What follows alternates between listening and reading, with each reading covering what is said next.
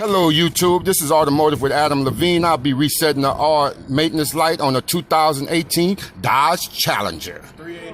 Okay, so what you want to do first is turn it to the on position. See how the dashboard lights up? All right, hit your gas pedal 5 times to the floor. Cut it off and start it.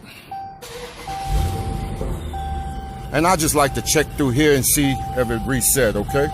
So you go to vehicle info.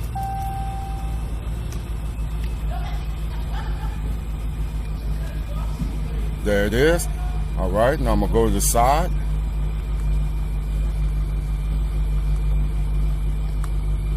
See, all life at 100%. Subscribe to the page. Thank you.